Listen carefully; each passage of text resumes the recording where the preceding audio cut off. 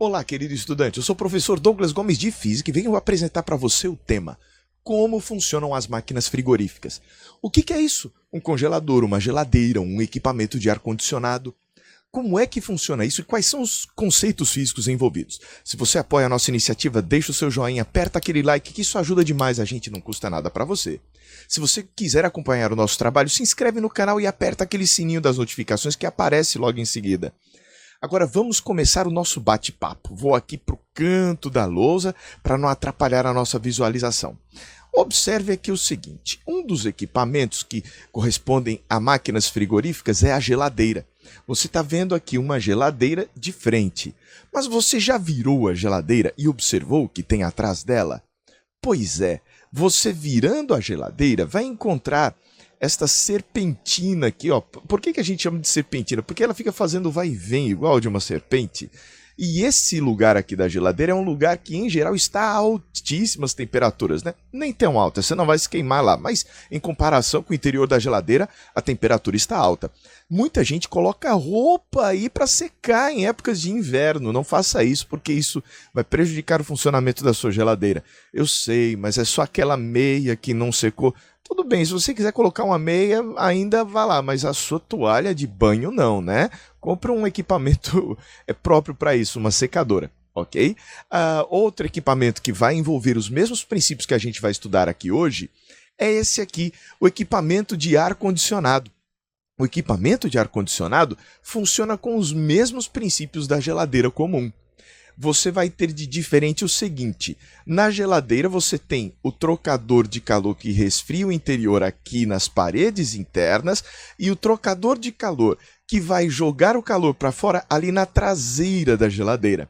O ar-condicionado tem a parte interna que fica no seu quarto, na sua sala, no seu escritório, e tem a parte externa que é para onde vai ser jogado o calor, a energia térmica. Então aqui a gente tem dois exemplos muito bacanas disso.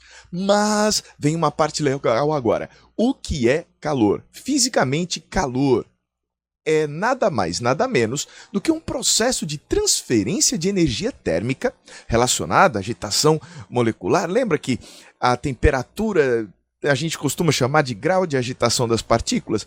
Pois é, quanto maior a temperatura, mais agitadas as moléculas de um corpo se encontram e mais energia térmica ela tem. Só que esta energia térmica ela se transfere espontaneamente das regiões de maior temperatura para as regiões de menor temperatura. E esse processo é o calor. Então, cuidado, o calor é o processo de transferência de energia. Mas muitas vezes nós chamamos de calor o valor da energia transferida através desses acontecimentos, desse fenômeno que a gente está vendo. Agora, é chamado calor esta transferência espontânea da energia térmica das regiões de maior temperatura para as de menor. Aqui a gente está representando dois objetos, um objeto A e um objeto B. Este A está a uma maior temperatura, nós representamos isso daí a partir de uma cor avermelhada. E esse B aqui, que a gente desenhou de azul, seria um corpo a uma temperatura menor. Nós colocando os dois em contato térmico, permitindo que eles troquem calor, vai haver uma transferência espontânea do calor do de maior temperatura para o de menor temperatura. Mas a transferência de energia transforma os corpos. Energia, nós vamos ver daqui a pouco, é uma propriedade, é algo que caracteriza os corpos. Então a transferência de energia transforma os corpos, transforma os sistemas envolvidos. Tá dando para entender? Então aquele que está perdendo calor aqui, neste caso, ele está ficando cada vez a uma menor temperatura e o que ganha aumenta a temperatura, de tal maneira que eles vão, em um determinado momento, atingir o que nós chamamos de o equilíbrio térmico. Tá dando para captar? Então a ideia é essa. Chega uma hora que as temperaturas se igualam, não há mais troca de calor. Então você já sabe o que é o calor. É este processo de transferência de energia e a gente acaba dando o nome desta energia transferida calor também. Mas vamos continuar aqui. E o que é trabalho? Trabalho é uma outra grandeza física que a gente precisa conhecer.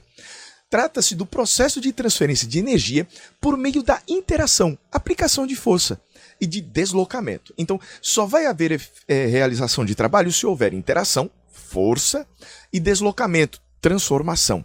Porque toda vez que se transfere energia, se transforma, né? Se você fizer força sobre algo e isso não deslocar este algo, não deformar pelo menos este algo, não vai haver transformação, e se não há transformação, não há variação de energia. E o trabalho representa esta transferência de energia.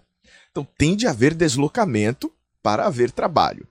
Pois bem, imagine aqui que você tenha uma moça, né, puxando uma caixa. Ela aplica uma força, esta força vai estar envolvida em um deslocamento. Então, quando eu tenho força e tenho transformação aqui, o deslocamento do nosso sistema físico, eu vou poder dizer que ocorreu realização de trabalho. Ela vai transferir energia para esta caixa que está aqui. Então, note, esta moça transfere energia para a caixa. Então ela precisa ter energia para poder transferi-la, ok? Douglas, o que mais que eu preciso saber? Vamos agora falar um pouco sobre o que é energia. Energia é uma propriedade.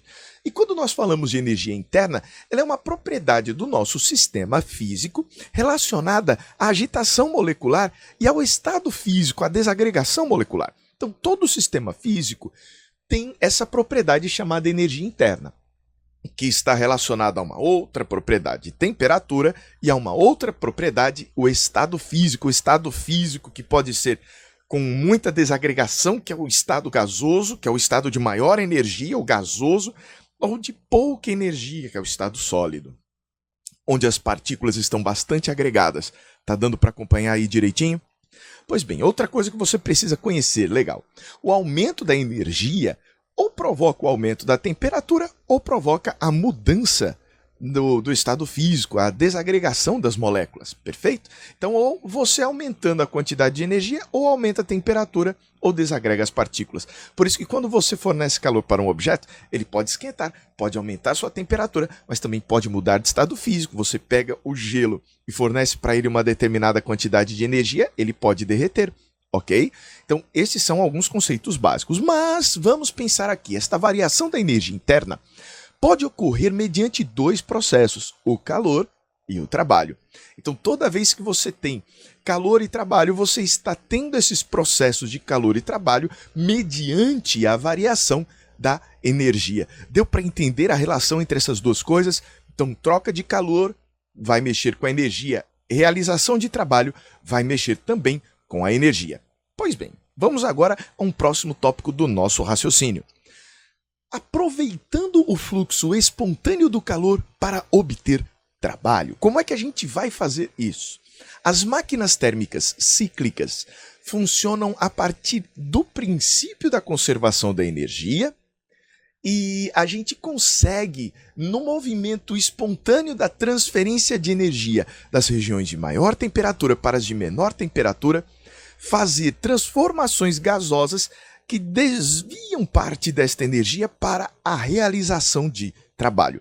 É assim, por exemplo, que os motores de automóveis funcionam.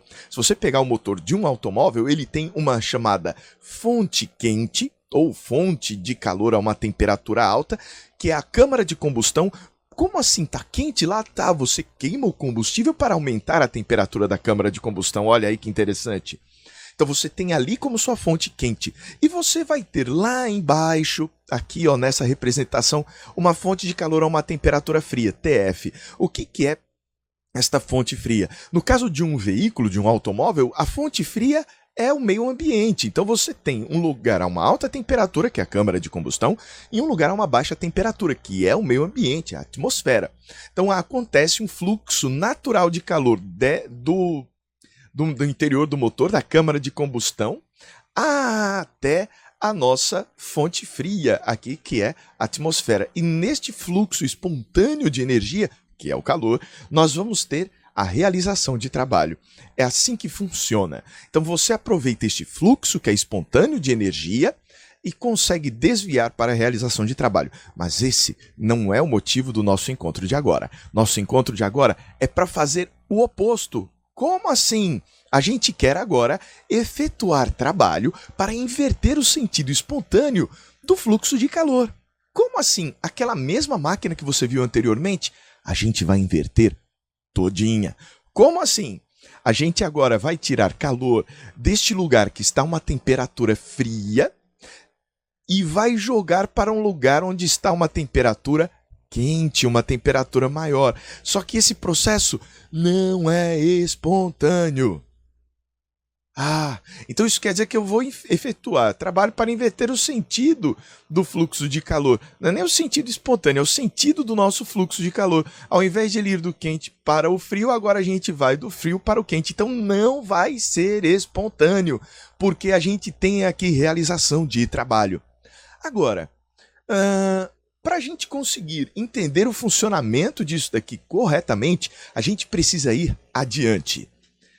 Precisamos primeiro entender que para esquentar ou resfriar um corpo, a gente pode fazer isso sem falar de calor. Nada de calor envolvido. A gente faz isso através de realização de trabalho. Você já pensou que é possível com força e deslocamento esquentar as coisas ou resfriá-las? Ora, você já deve ter esquentado as suas mãos, fazendo força e deslocamento, força e deslocamento, força e deslocamento, e esquentou sua mão. Você também já pode ter esquentado uma bola. Na hora que você vai encher uma bola com aquela bomba, as compressões que você faz, força e deslocamento, aquecem o ar da bomba que você está comprimindo para encher uma bola, por exemplo. Aquelas bombas de encher bola, de encher pneu também, elas esquentam à medida que você vai fazendo esse movimento. Quem está esquentando isso daí é o trabalho que você está efetuando. Mas da mesma forma que o trabalho pode esquentar, ele também pode resfriar. Quando um gás se expande, o gás faz força e o gás desloca. Quem faz força e desloca efetua o trabalho. Quem efetua trabalho gasta energia. E o gás vai gastar energia como? Deste jeito aqui, Você já deve ter passado o seu desodorante hoje. Pelo menos eu espero que sim. Olha aí. Então, quando você vai passar o desodorante, já percebeu que o desodorante sai geladinho? Por quê? Porque na hora que ele vai sair, ele que estava comprimido ali, dentro do recipiente, ele se expande. E na expansão ele faz força para se deslocar. Quem faz força e se desloca, realiza trabalho. E quem realiza trabalho, gasta energia. Ele está perdendo energia e a consequência de ele perder energia é a redução da temperatura. Deu para entender essa daí? Então a gente sabe que comprimir ou deixar expandir pode alterar as temperaturas. Então se lembre, expandiu, pode resfriar. Comprimiu, pode esquentar. Agora, com isso em mente, a gente vai entender tranquilamente o funcionamento de uma geladeira, que é o mesmo do ar-condicionado. Olha aqui, componentes de uma geladeira. Quando você desmonta uma geladeira, você tem aqui em cima uma parte que é chamada de evaporador ou congelador. É aquela parte onde você vai ter as temperaturas do fluido operante, né? Que antigamente era CFC, né? O clorofluorocarbono, que foi proibido, né? O fluido operante ser esse daí, porque quando ele escapa, né? Se houver vazamento do CFC, ele vai para a atmosfera, sobe e ali vai provocando destruição de camada de ozônio. Mas não vamos deixar isso acontecer, ok? Voltando aqui para a nossa visualização. Você tem aqui uma máquina frigorífica, né, que é a geladeira, que é o congelador, onde passa o nosso fluido bem frio. Ele precisa estar a baixíssimas temperaturas para conseguir retirar calor dos alimentos que você coloca aqui dentro. Então, o fluido operante que vai passar por essas mangueirinhas aqui, o chamado gás do ar-condicionado ou gás da geladeira, este fluido operante, tem que estar uma temperatura menor do que qualquer coisa dentro da geladeira, para que haja a transferência espontânea da energia térmica dos alimentos para esse gás. Tá ótimo, mas depois para onde é que esse gás vai ter de jogar esta energia térmica? Lá para fora, para a parte traseira da sua geladeira. E é nessa hora que a gente precisa pensar, então vai lá para a traseira da nossa geladeira, mas lá na traseira vai jogar para a atmosfera, né? A energia térmica. Mas eu só consigo transferir calor para a atmosfera se eu estiver com uma temperatura maior do que a temperatura da atmosfera. Senão, não dá. Peraí, então é necessário que este fluido que outrora estivera frio fique quente para passar ali na traseira da geladeira por aquela serpentina que a gente vê e troque calor jogando o calor para fora. Este equipamento lá do lado de fora é chamado condensador. A gente já vai ver por quê. Temos também aqui dois elementos importantes: o compressor, que vai comprimir o nosso fluido operante, e a válvula de expansão, que vai deixar o nosso fluido operante se expandir. Agora, olha que interessante, esta compressão feita aqui no compressor e esta expansão feita na válvula de expansão é que vão permitir a mudança da temperatura do nosso gás. Sensacional, hein? Vamos continuar aqui para a gente entender num diagrama simplificado. Então, esta geladeira que está aqui com todos os seus componentes, parte de dentro, parte de fora, evaporador, condensador, compressão, válvula, a gente vai representar desta forma. Aqui, você vai ter uma fonte quente, que é o exterior da geladeira, né? Fora da geladeira a gente está a uma temperatura maior. E você vai ter uma fonte fria, que é o interior da geladeira. Dentro da geladeira, temperatura alta. O que vai acontecer? À medida que você tem esta válvula de expansão, é que nem o seu desodorante. Quando passa por aquela válvula, ele não resfria? Ele resfria porque efetua trabalho. Então, nessa expansão, você vai ter saindo por aqui da válvula de expansão o fluido operante bem frio, mais frio do que o interior da sua geladeira. E é nesse processo que ocorre o recebimento do calor do que está dentro da geladeira para o fluido. Então veja, o gás se expande adiabaticamente. Douglas, o que é adiabaticamente? É sem trocar calor, né? Ele se expande, efetua trabalho e assim consegue fazer o resfriamento acontecer como no desodorante. Ele vem pegando aqui o calor dos seus alimentos. Ótimo, pegou o calor, precisa jogar lá para fora. Mas para a gente conseguir fazer este gás jogar calor para o meio ambiente, para a traseira da geladeira, é necessário que ele esteja a maior temperatura que o meio ambiente. Como é que eu vou fazer isso? É aqui que entra o tal do motor compressor. Ele vai comprimir este fluido e na compressão ele esquenta. É aí que ocorre o aquecimento. Então você vai ter o aquecimento a partir desta compressão. Esquentou, sensacional! Agora ele pode sair aqui por aquela serpentina traseira, veja que ela é bem fininha, porque há uma compressão, e trocar calor com o meio externo. Veja que o gás aqui sendo comprimido adiabaticamente se aquece e pode jogar o calor para a traseira da geladeira. Agora vem uma parte interessante, aqui a gente volta para a física. No final de um ciclo, o gás volta a ser exatamente o que era. Depois dessa troca de calor, ele volta ao mesmo estado. Se ele volta ao mesmo estado, ele volta a ter as mesmas propriedades de antes. A mesma temperatura, mesmo estado físico, mesmo tudo. Aí o que vai acontecer? A variação da energia interna dele, então, ao final de um ciclo, é igual a zero. Essa é a nossa ideia. Então total de energia que entra deve ser igual ao total de energia que sai. Está entrando energia aqui, ó, do calor recebido e do trabalho a cada ciclo. Esse trabalho a cada ciclo, sabe quem te ajuda a resolver? A distribuidora de energia elétrica. A energia elétrica, aquela que você vai tirar da tomada, é a responsável por realizar esse trabalho aqui, por dar a energia para o compressor funcionar. Bacana? Legal de entender isso daí, não é? Então, o total de energia que entra vai ser esse calor recebido dos alimentos e o trabalho do compressor. E isso vai ser igual ao total de energia que sai, que é o calor cedido lá para fora.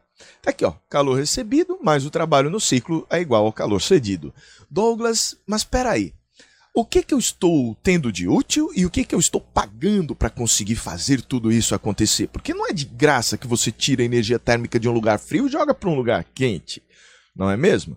Então a gente precisa ver que o investimento que a gente faz é o trabalho a cada ciclo. Este trabalho aqui, ele vem às custas da distribuidora de energia elétrica. Aí depois que esse trabalho aqui é feito, você tem de retorno, a parte útil é o calor recebido dos alimentos, né? Tira dos alimentos e a máquina recebe deles. De tal maneira que a gente vai dizer que toda máquina frigorífica tem uma eficiência ou um coeficiente de desempenho, que não deve ser medido em percentual. A gente diz que a eficiência em cada ciclo, ou coeficiente de desempenho em cada ciclo, é o valor do calor recebido dividido pelo trabalho que a gente paga, né, para a distribuidora de energia elétrica efetuar por nós.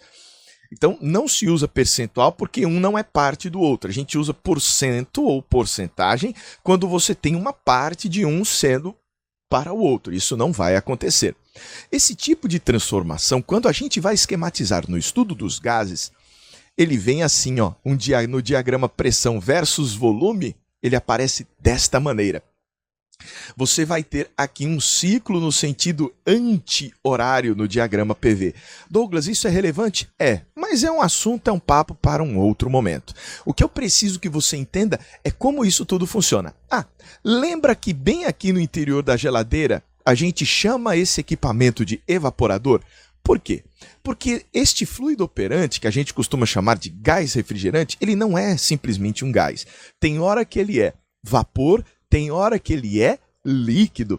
Então, na hora que ele passa aqui pela válvula de expansão, você vai ter a evaporação deste fluido gelado à medida que ele vai recebendo calor, né? Então, por isso que a gente chama isso daqui de evaporador, porque o fluido operante, depois de passar por esta válvula de expansão, ele vai vai evaporando, aí se chama de evaporador. Depois da compressão aqui, que ele vai perdendo calor, nesta perda de calor ele vai condensar, ele vai voltar a ser líquido aqui neste equipamento durante esta parte aqui das nossas transformações. Então a gente tem aqui dentro da geladeira o evaporador e fora dela o condensador. O dentro da geladeira, como eu disse, também é chamado congelador. Vamos fazer uma questão do Enem para ver se a gente aprendeu? Me acompanha aqui na leitura para você ver que a gente aqui consegue resolver de boa. Olha o nosso exercício de exemplo. Enem de 2019, deixa eu ficar aqui no cantinho pequeno. A invenção da geladeira proporcionou uma revolução no aproveitamento dos alimentos, ao permitir que fossem armazenados e transportados por longos períodos. A figura apresentada ilustra o processo cíclico de funcionamento de uma geladeira, em que um gás no interior de uma tubulação é forçado a circular entre o congelador e a parte externa da geladeira. É por meio dos processos de compressão que ocorre na parte externa e de expansão que ocorre na parte interna que o gás proporciona a troca de calor entre o interior e o exterior da geladeira. Nos processos de transformação de energia envolvidos no funcionamento da geladeira, o que nós podemos afirmar como verdadeiro? Vamos direto para a resposta certa, porque a gente já aprendeu. A resposta correta nos diz que o calor flui de forma não espontânea, não vai ser espontâneo, da parte mais fria, que é o interior da geladeira, para a mais quente, que é o exterior da geladeira. E com isso, a gente vê que o calor ele é transferido espontaneamente de um lugar quente para um lugar frio. Mas você pode provocar a transferência de calor não espontânea se você utilizar trabalho. Com isso, nós terminamos o nosso trabalho por aqui. Se você gostou, deixa o seu joinha. Se você quer ver mais vídeos como esse, se inscreve no canal. Se você quer aprender física comigo, eu tenho um curso e o link do nosso curso está aqui embaixo. Se inscreve, vai ser uma alegria enorme ter você aqui comigo. Um forte abraço e até a próxima. A gente se vê.